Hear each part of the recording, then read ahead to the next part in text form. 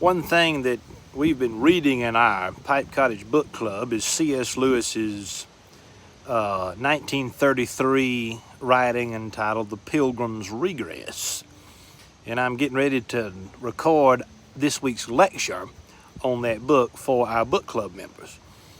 But as I've been reading through it, I noticed that Lewis has some very serious chastisement, some serious criticism of what he considered the gibberish literature of his day.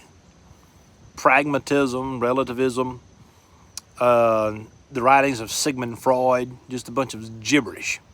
And Lewis wrote this, probably the first book that he wrote after his conversion to Christianity.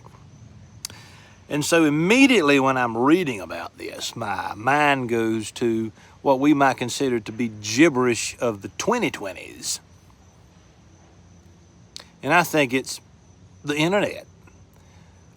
95% of anything that you read or hear on the internet is gibberish. Why?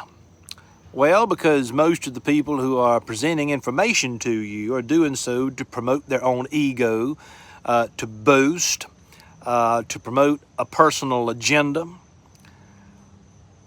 And although the internet is the future of media, I believe that firmly. I don't think that people are going to reach a point anytime soon where they're reading books and newspapers again.